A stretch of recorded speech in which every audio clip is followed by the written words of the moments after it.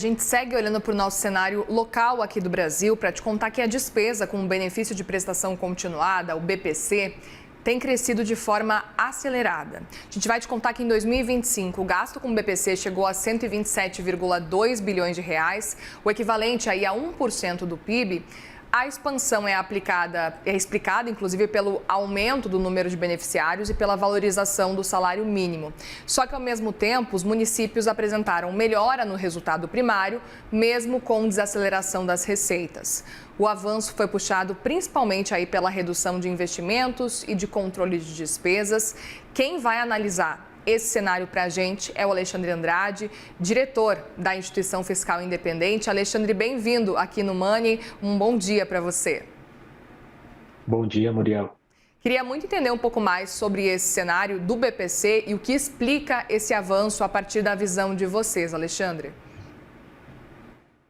Bem, a partir da análise que nós fizemos agora em março e publicamos no nosso relatório de acompanhamento fiscal, essa despesa do BPC passou a apresentar um crescimento mais acelerado a partir de 2021, quando foi sancionada a Lei 14.176, que alterou alguns critérios de elegibilidade para o programa, entre os quais a ampliação do limite de renda de 1/4 do salário mínimo de renda familiar per capita para até meio salário mínimo, dependendo de algumas condições, né?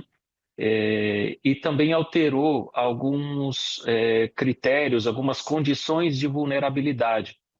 Então, entre as quais graus de deficiência, dependência das famílias em relação a recursos de terceiros para custeio das suas despesas de manutenção e também gastos com outros itens de primeira necessidade. Então, em linhas gerais, essa lei sancionada lá em 2021, ela foi discutida no contexto da pandemia, que evidenciou evidenciou que a vulnerabilidade social no país era maior do que se imaginava, né?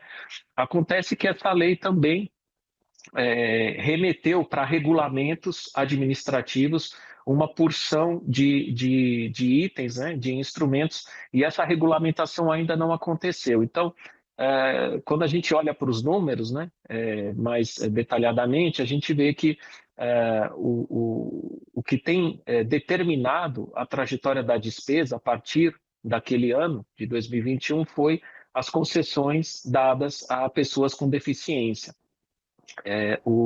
Os benefícios concedidos a pessoas com deficiência aumentou em proporção muito mais do que a pessoas idosas, né?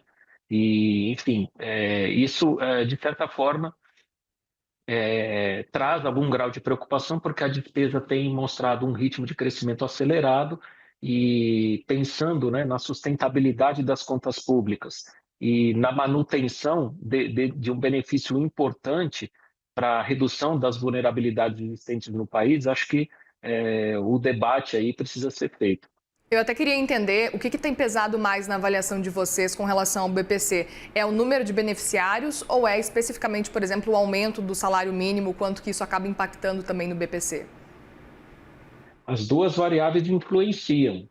Nas contas que nós fizemos, entre 2021 e 2025, o salário mínimo teve um crescimento real de 10%. Então, como o benefício do BPC é atrelado ao salário mínimo, então isso representa um impacto direto na despesa. Ao mesmo tempo, o número de beneficiários aumentou 35% entre 2021 e 2025. E aí que está a maior fonte de pressão no momento para esse gasto.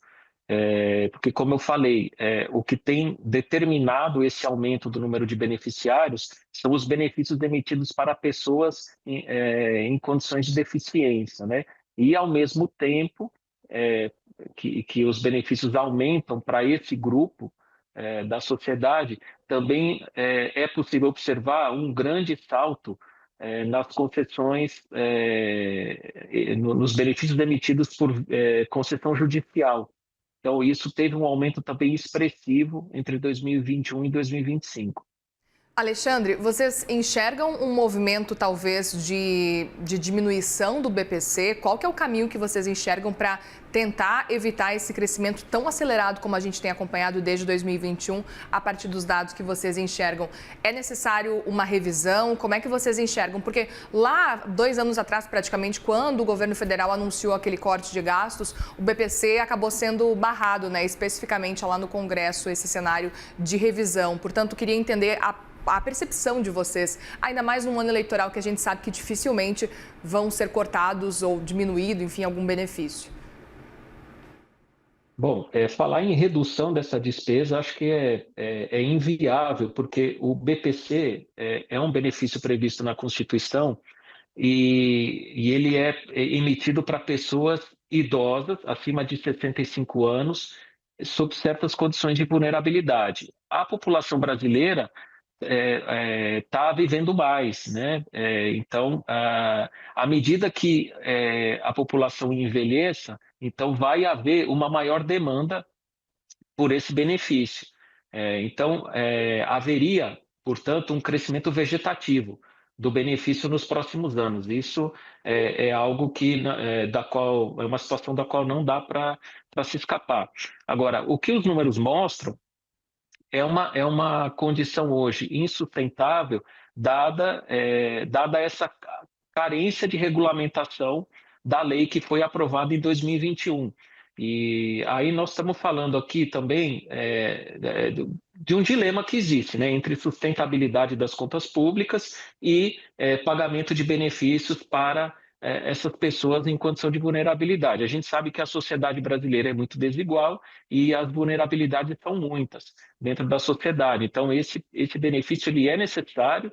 Agora, os números mostram aí uma carência de regulamentação, como eu já mencionei, e uma necessidade de aperfeiçoamento de controles para concessão dos benefícios, melhora de governança, não só da política do BPC, mas também de vários outros programas no orçamento federal, né? Acho que a gente pode aqui ampliar a discussão e falar também da necessidade de, dentro, né, desse contexto de melhora de governança, falar da necessidade de revisão periódica dos gastos, avaliar custo e benefício das políticas públicas, pensar também do ponto de vista da focalização, que o programa não cresceu demais e não extrapolou um pouco aquelas condições iniciais para as quais o programa foi pensado, coisas desse tipo, né? E já aproveito para te perguntar, inclusive, Alexandre, como que especificamente o BPC se compara com outros benefícios sociais do governo, por exemplo, Minha Casa Minha Vida, que a gente sabe que muitas vezes pode ser muito mais popular, as pessoas lembram muito mais, mas o BPC acaba crescendo muito mais também na comparação. Queria que você explicasse para a gente. Bem, acho que, assim, voltando ao argumento anterior, todo benefício, esse tipo de programa de política pública são temas politicamente muito sensíveis, né? Ainda mais em ano eleitoral. Então, a gente não espera aí uma discussão em torno dessas questões, da trajetória dos gastos voltados a esses programas no ano eleitoral. Agora, no Brasil, a gente observa também uma dificuldade muito grande de se revisar programas, revisar políticas públicas dentro desse contexto, né, dessa avaliação de custo-benefício, que é muito necessária, tendo em vista que os recursos orçamentários são limitados, existe uma restrição orçamentária e essa restrição orçamentária precisa ser seguida. Os recursos não são infinitos. Do contrário, se as despesas crescem sem que se respeite a restrição orçamentária do governo, isso vai bater na dívida pública e é o que a gente tem verificado nos últimos anos. De 2023 para cá, a dívida bruta do governo geral em proporção do PIB está aumentando e a perspectiva é de que aumente ainda mais nos próximos anos. Isso traz, por sua vez, outras consequências do ponto de vista macroeconômico. desequilíbrios, né? Pode trazer pressões inflacionárias, piora na expectativa dos agentes, enfim, afeta as condições de financiamento da economia porque afeta os juros longos e pressiona, né? Os juros longos, dificulta o trabalho do Banco Central na condução da política monetária e por aí vai. Então a gente precisa colocar aqui também no centro da discussão a importância de se pensar na sustentabilidade das contas públicas no longo prazo. Muito bem, Alexandre Andrade, diretor da Instituição Fiscal Independente. Obrigada mais uma vez pela conversa e volte mais vezes aqui no Money, viu? Eu que agradeço, Muriel. Bom dia e estou sempre à disposição. Obrigada, um bom dia.